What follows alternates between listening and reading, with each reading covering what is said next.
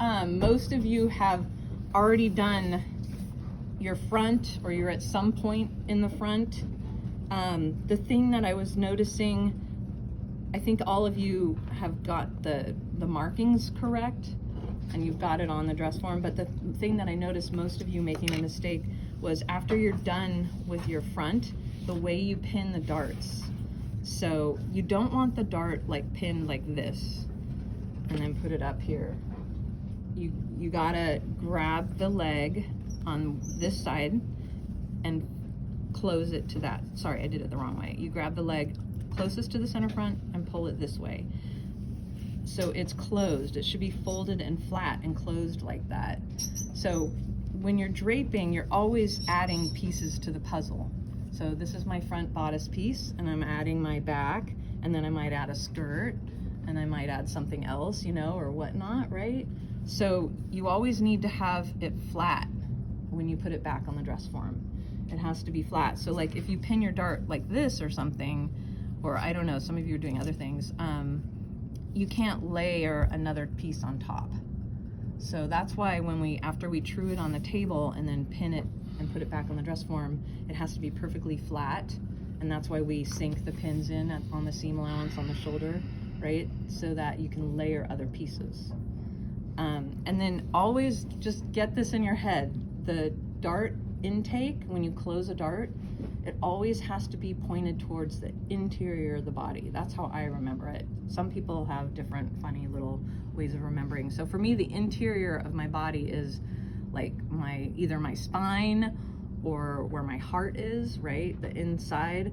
And so this intake here has to be pointing towards that. So not out here, it's not going that way.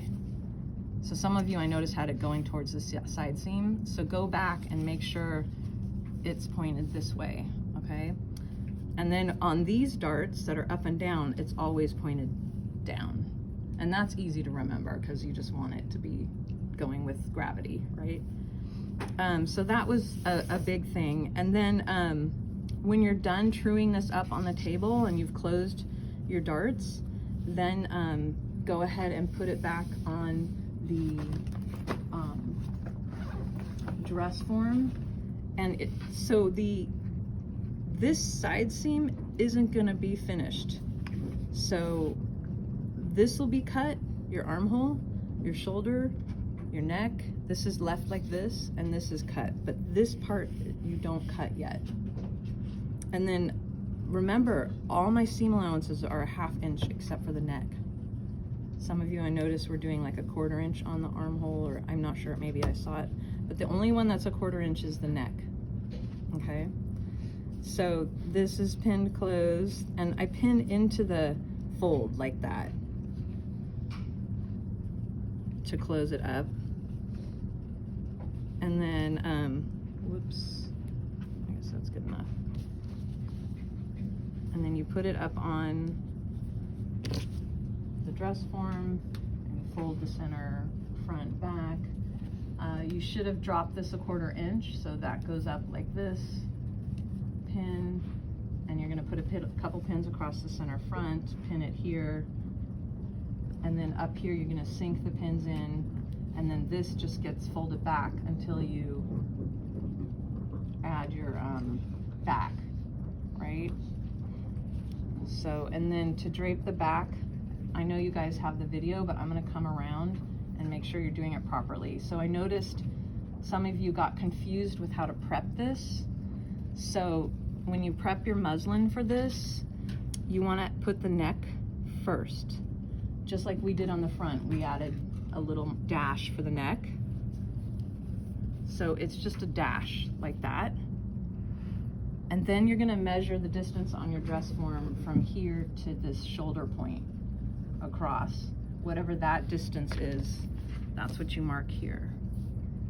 Can someone grab me the L square over there? Thanks. And see, these are just cross hatches. Just like you cross hatch on the apex or on a vanishing point. Do you see how it's just a little cross? That's what I call it, a cross hatch or a slash. That's my terminology. A cross hatch or a slash versus dragging a line across. So this is just a little cross hatch And then this, thank you. This one, I'm gonna drag a line, well actually draw, I'm not making you guys drag it. This one is gonna go all the way across, and you gotta use the L square, okay? Then you're gonna measure from here to this ridge and add an 1/8. So whatever that is, if it's 9 1/8, so then you're gonna measure 9 1/8,